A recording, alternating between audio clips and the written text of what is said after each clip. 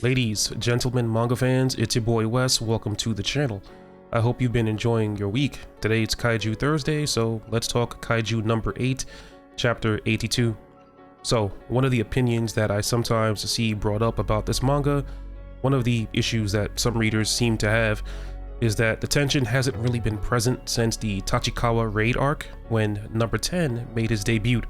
Not only that, but our main character, Kafka Hibino, aka Kaiju number 8, the title character, has kinda been AWOL in his own manga for approximately 1 year now. People's frustrations are somewhat understandable. After all, the manga is about Kafka Hibino, and while he has graced us with his presence every now and then, he hasn't really gotten to do anything of note since around chapter 54, which I believe was the last chapter that we saw Kaiju number 8 in proper action. He's kind of gone the route of Yuji Itadori in most of Jujutsu Kaisen's Culling Game arc, although funny enough, that's also recently begun to turn around. Personally, I think Matsumoto made a wise choice in putting Kafka on a back burner for a while. I think when this manga started, it was definitely a little too brisk with the pacing of the writing, with very little downtime in between the first few arcs. I think this resulted in certain supporting characters that Matsumoto wants people to grow to care about being undercooked. You can tell that Matsumoto recognized this and decided to slow down the manga a bit, which pissed off some people.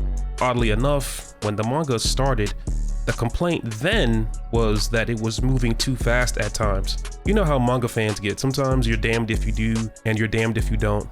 We needed to learn more about some of the other supporting cast if there was ever going to be a decent level of tension present during one of the series' most important battle arcs. So far, every encounter with Kaiju in the manga has been smooth sailing for the Defense Force. Most of the identified class threats had been defeated and turned into numbered weapons. The Defense Force recovered most of its soldiers since their clash with Kaiju number 6, and one of the strongest Kaiju in history, that being Kaiju number 8, secretly joined and bolstered the might of the JDF as a whole. The Defense Force has definitely had it fairly easy up until this arc, where Matsumoto started off once again giving the JDF the upper hand.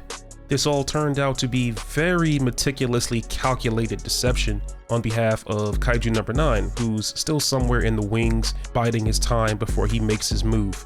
I love the element of the Kaiju no longer being mindless natural disasters that humanity would have to deal with from time to time, into becoming evolving creatures that gained a measure of intelligence thanks to Kaiju number 9. They are now infiltrating society, gathering intel, gaining strength, and fighting back, and actually winning. I'm very excited and also a bit nervous to see exactly what Kaiju 9's master plan is here, because so far everything seems to be going his way. This chapter made that fact very clear.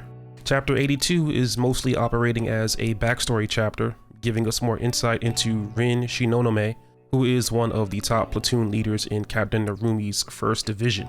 We keep hearing how the Defense Force doesn't have the manpower to deal with this many identified classed Kaiju appearing all at the same time. It really shows when you look at how easily Tachibana and Shinonome platoon were decimated by Kaiju number 13. Tachibana is getting choked out while Rin is just sitting there, completely frozen in fear. As high of a rank or as capable as she may be, we're really getting to see the gap in strength between captains compared to all of the other troops. Shinonome has clearly never had to deal with an identified Kaiju without the support of a captain, and it was this exact type of situation that General Itami was afraid of. Thankfully, the operators at home base are able to snap her out of it, because Tachibana is literally about to have his neck snapped like a twig, just before she picks up her Gatling gun and frees him. One of Kaiju 13's key abilities are definitely its explosive speed, if that was ever in doubt. He's also among the largest humanoid Kaiju we've seen yet by the look of his design. He's a bit of an oddball because his mouth is always ajar, and he never quite speaks. He seems to only utter these weird grunts and sounds without actually speaking human language like Kaiju 9, 10, 10, 11, and 15 can. Usually the oddball villains are some of the worst that you can ever come up against, and number 13 is giving me those vibes times 100 right now.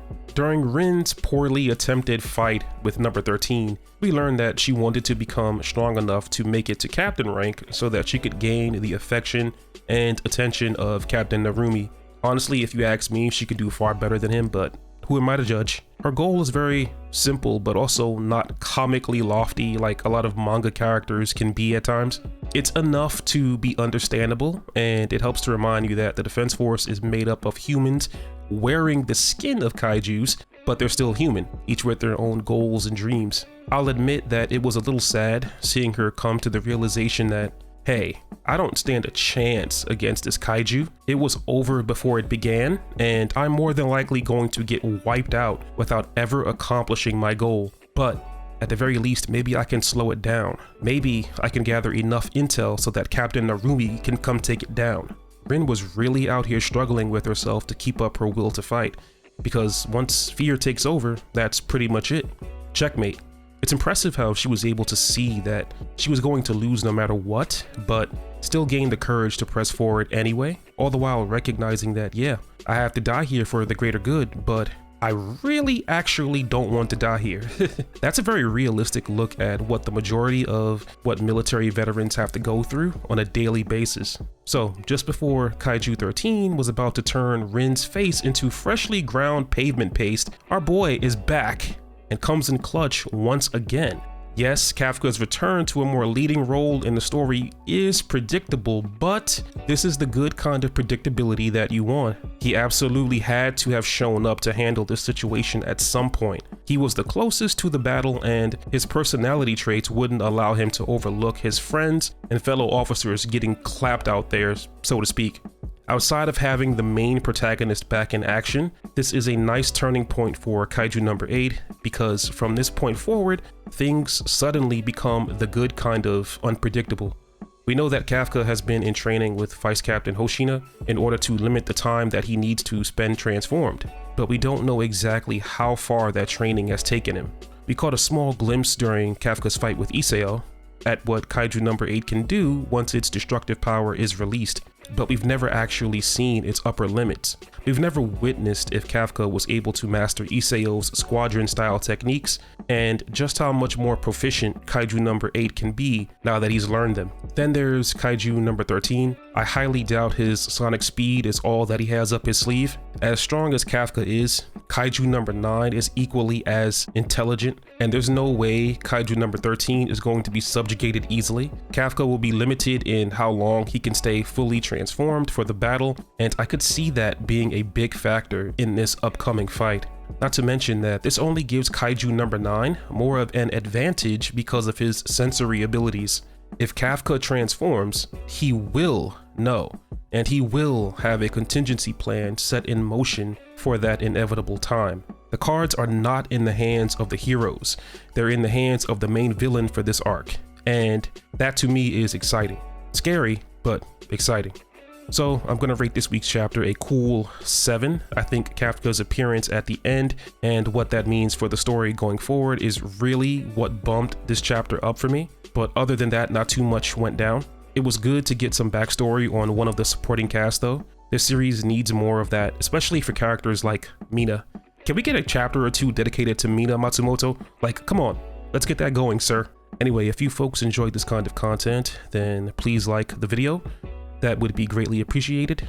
Also consider subscribing and click the bell so that you never miss an upload. I will catch you guys on the next video. Alright, God bless, peace.